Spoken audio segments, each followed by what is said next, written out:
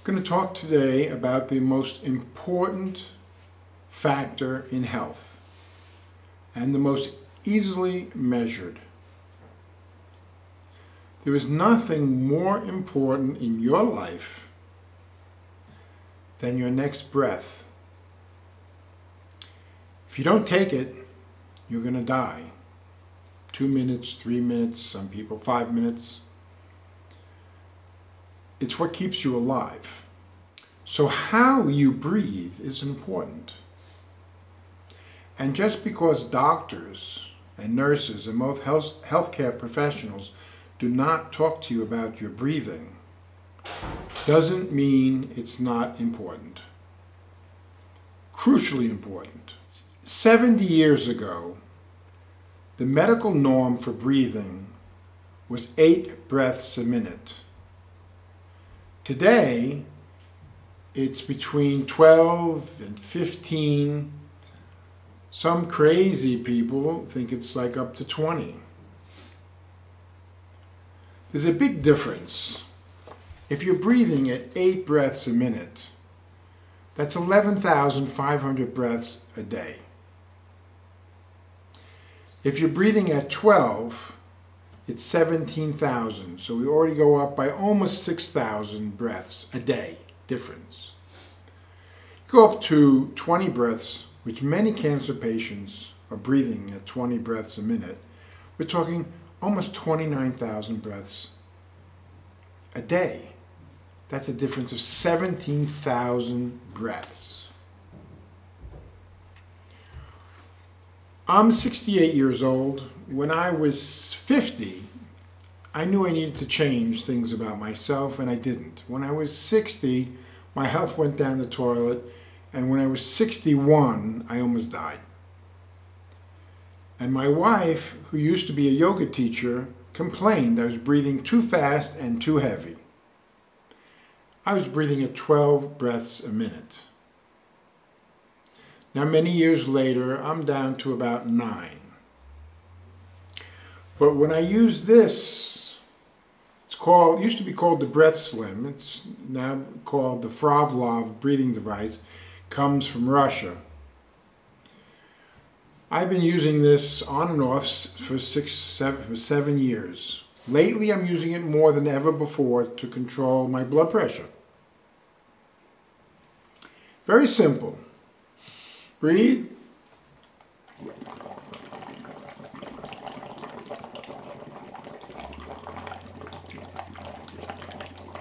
Exhale through the water, blowing bubbles. When I practice breathing with this, which I do about 40 minutes a day now, 20-minute sessions, while I'm reading a book, I'm breathing about 3 breaths a minute, maximum 4. If I concentrate, I can get down to 2 breaths a minute. Now I'll tell you a story about a cancer patient I wrote about in my book, Rich Man, Poor Man's Cancer Treatment, which was about sodium bicarbonate. A gentleman named Vernon Johnston had prostate cancer, had spread to the bones. He did 2 therapies perfectly.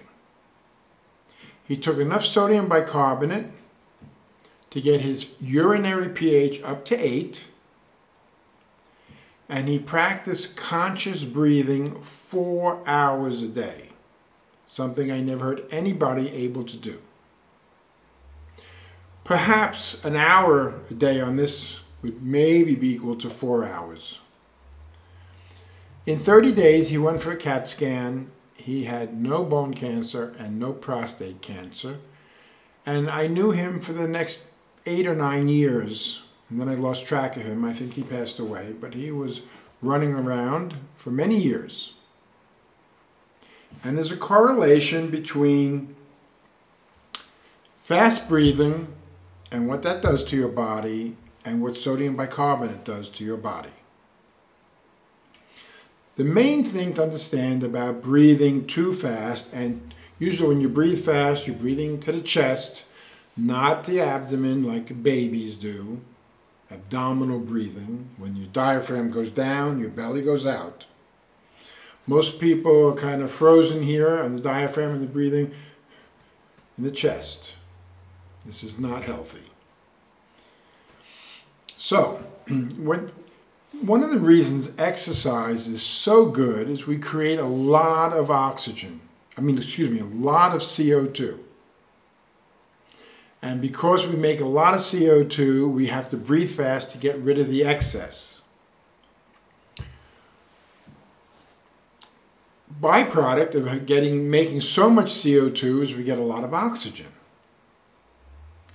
But when you're sleeping, eating, watching TV, sitting in front of your computer, doing nothing basically with your body, and you're breathing too fast, it's just the opposite. You're getting rid of too much CO2. You're blowing off by breathing fast the CO2. And the byproduct of that is you get less oxygen delivered to your cells.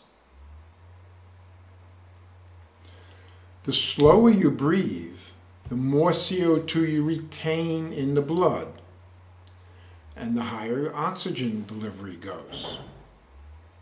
The secret of sodium bicarbonate is that it gives you instant access to CO2. You drink a glass of sodium bicarbonate, potassium bicarbonate, or even magnesium bicarbonate, and when the bicarbonate hits the stomach, the acid in the stomach, the acid, and the same happens with a lemon in the glass. You squeeze a fresh lemon, acid turns bicarbonate into CO2. And that CO2 goes into the blood in the form of bicarbonate. And in the blood, CO2 and bicarbonate are basically twin sisters. Bottom line, the faster you breathe, the sooner you're going to die. Bottom line, the faster you breathe, the sicker you'll become.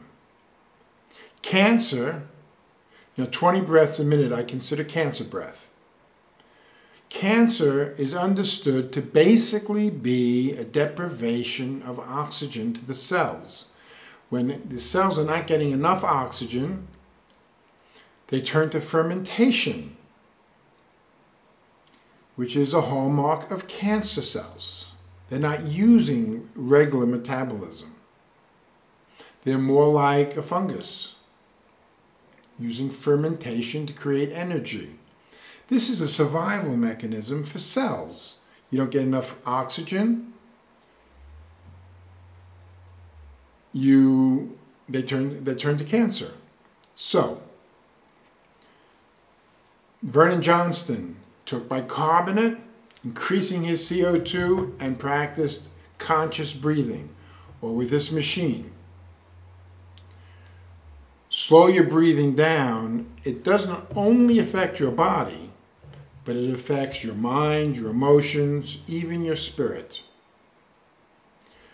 Life, when you're breathing slow, it's like life in the slow lane. It's different. It's healthier. And for people who can't be bothered with their breathing, sodium bicarbonate, potassium bicarbonate, and magnesium bicarbonate offers power, because the physiology of breathing is so important, and the content of CO2 in the blood, which is the same thing as saying bicarbonate in the blood, is so crucial that no matter what you're suffering from, you'll get a lot of mileage from bicarbonates.